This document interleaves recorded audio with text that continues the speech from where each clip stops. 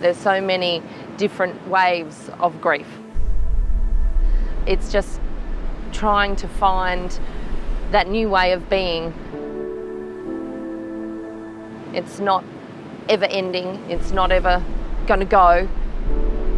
It's just trying to find a new way of dealing with life and remembering and getting on. I feel very connected to Hunter when I'm on the beach, and I feel like he's always with me. It was a very hard decision to make, you know, going into palliative care. I think most people's perception of palliative care is final, it's end. But when we actually got to a point of accepting that specific support, it was like a weight was lifted off my shoulders. Sam passed away when he was almost 5 years of age. We still consider Sam very much part of our family.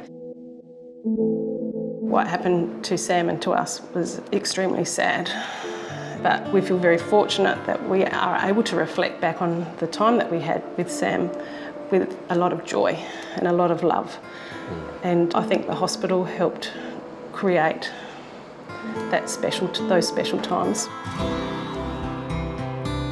We felt a great sense of gratitude to the hospital for what they'd done in caring for Sam and for caring for us as a family as well for a significant amount of time.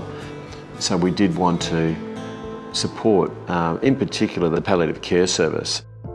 And we thought one way we can do that is through the art therapy program.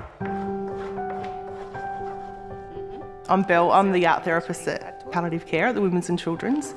So obviously I work a lot in grief and loss. I work with patients, siblings and parents through the journey of having a life-limiting illness. An art therapist helps people to express themselves without having to put words to it. There's so much that we can't explain, but we can do that in the art and through the art.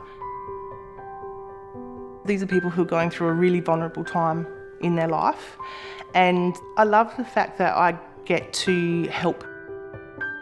It's a really privileged position to be in.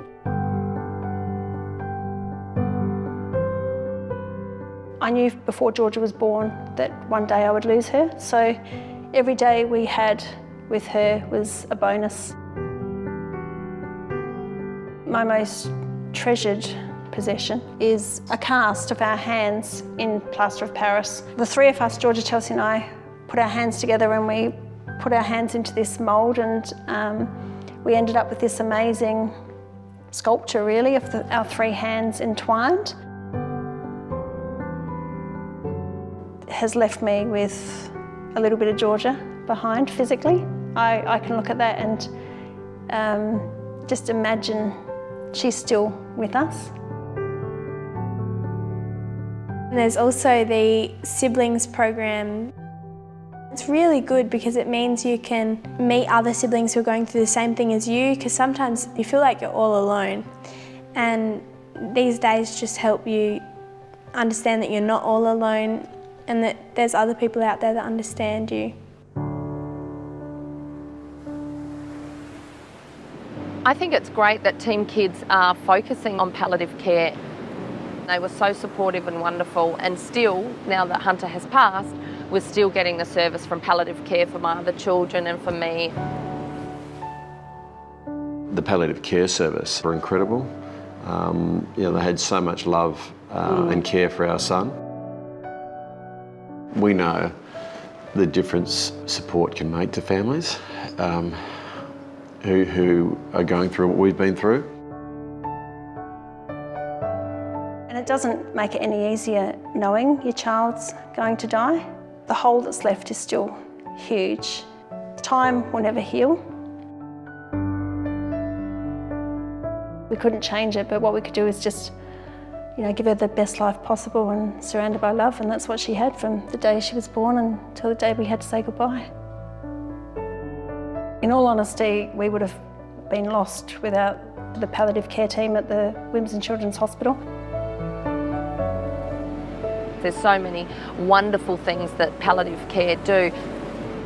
There's a lot of families out there that don't get a chance to have holidays, or they don't get a chance to to just do the normal things that we all take for granted. And palliative care can support them with having days out, with bringing nurses into the home to give them some respite and things like that. So I'm really passionate about trying to help Team Kids and palliative care to raise awareness.